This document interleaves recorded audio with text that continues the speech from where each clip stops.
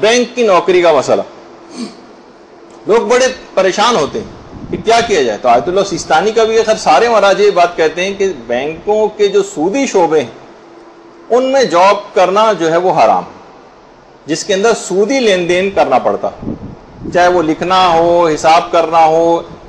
सूदी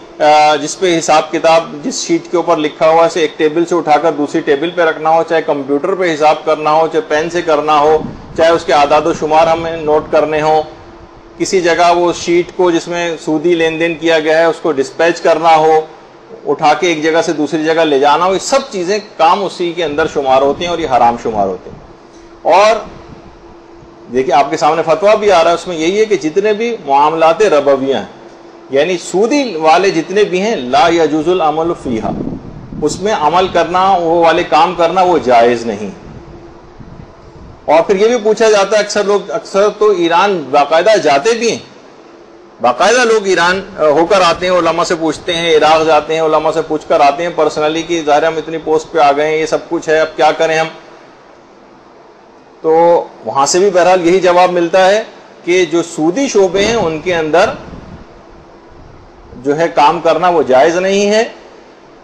और अगर private bank है तो जितनी देर आपने सूदी काम किया उसकी तनख्वाह लेनी भी जायज नहीं, वो भी हराम हो जाएगी, वो माले हराम है। अगर आपने वो बैंक को वापस करनी है, लेनी नहीं उनसे, आपको कैलकुलेशन करनी पड़ती है कितनी देर मैंने सूदी काम किया, जितनी देर सूदी काम किया उतनी देर की तनख्वाह भी, वो गुनाह भी किया है खुदा और रसूल से जो जंग के मुतरादिफ है, और इसके अलावा ये भी है कि वो जो काम आपने किया उसकी बराबर तनख्वाह भी नहीं ले सकते। और गवर्नमेंट का बैंक है तो माले मजहूलुल मालिक की नियत से तनख्वाह जायज हो सकती है, वो एक अलग मसला है, लेकिन काम करना बहरहाल वो भी हराम रहता है। और अब तो एक आध के अलावा कोई गवर्नमेंट के बैंक रह भी नहीं गए, तकरीबन सभी प्राइवेटाइज हो गए। बहुत से लोग कहते हैं कि हो सकता है मुज्तहिद की तरफ से हमें इजाजत को स्पेशल परमिशन मिल जाए, तो ये भी आगा सिस्तानी ने अपने फतवे में कहा कि ये जो सूदी बैंकों, सूदी शोबों के अंदर काम करने का जो मसला है, ये किसी मुज्तहिद की इजाजत वगैरह भी नहीं चलती, इसमें ये मौकूफ नहीं है इसके ऊपर, तो बहरहाल इसकी इजाज़त नहीं है। तो अगर किसी को पतावे और वो चाहिए भी तो वो यहाँ पर यहाँ से हमसे कॉपी भी ले सकता है। और इसी तरीके से खुद रहबर मोअज़्ज़म आयतुल्लाह ख़ामेनी का भी, अलबत्ता इसके अंदर इबारत ज़रा जो रेड कलर की इबारत है एक जगह से दूसरी जगह चली गई, लेकिन बहरहाल इसमें भी यही है कि अमलियात बांकी के मरबूत व मामलात रबवियत जायज़ नहीं, कि वो तमाम के तमाम काम के जो कि सूद से मुताल्लिक़ हों बैंकों के, वो वाले काम करना जायज नहीं और हराम। हाँ अलबत्ता जो गैर सूदी काम है वो जायज हो सकते हैं, लेकिन वो बैंकों में आमतौर पर ही बहुत मुश्किल है कि इस तरीके से हो। तो ये दिमाग में बहरहाल ये चीज़ रहनी चाहिए कि बहरहाल ये जो अगर ये पैसा जो सूदी काम के सिलसिले में ये लेकर आए घर में और उसको प्राइवेट बैंकों के अंदर काम करें और उसको अगर इस्तेमाल किया तो वो उसका इस्तेमाल भी जायज़ नहीं है और हराम। और इस हद तक इसकी उलमा बयान करते हैं कि हज़रत आदम अलैहिस्सलाम से जो तरके औला हुआ था, वो जो गंदुम उन्होंने खाया था तरके औला था, और बाद में उन्हें एहसास हुआ कि मैंने जो है एक गलती की है, तो हज़रत आदम ने एक रिवायत के मुताबिक अपने हलक में उंगली डालकर क़य की क्या कि मैं उस गंदुम को निकाल दूं। अच्छा वो क़य होने के बाद वो गंदुम निकल तो गई, लेकिन कुछ ना कुछ उसके असरात और रेमिनेंट्स अंदर बाकी रह गए। रिवायात में आए कि उस ग़िज़ा के थोड़े से असरात जो मैदे के अंदर रह गए थे उनके, उसी से फिर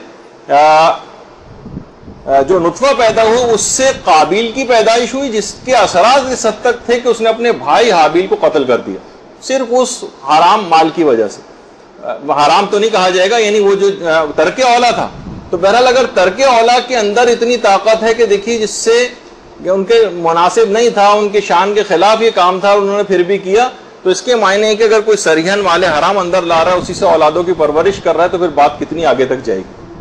तो ये इस वजह से इन बातों की अहमियत का एहसास करना चाहिए। और सिर्फ ये कि बड़ा अच्छा बैंकों का माहौल है और एयर कंडीशन एटमॉस्फेयर है और टाइयाँ वाइयाँ लगा के लोग बैठे हुए हैं और बड़ा कंफर्टेबल माहौल है और बड़ी फैसिलिटीज़ मिल रही हैं, और उसकी बिना पर जो है हराम काम जो है वो इंसान करता चला जाए और इस तरह से माले हराम से अपने बच्चों की परवरिश करे और फिर रोता फिरे कि वो बच्चे जो हैं वो बिगड़े चले जा रहे हैं और ये वो, तो उसका अपना कसूर है इसमें। तो बहरहाल इस तरह की चीज़ों से अपने आप को बचाना चाहिए और इसमें एहतियात करनी चाहिए। برحمتك يا أرحم الراحمين وصلى الله على محمد وآله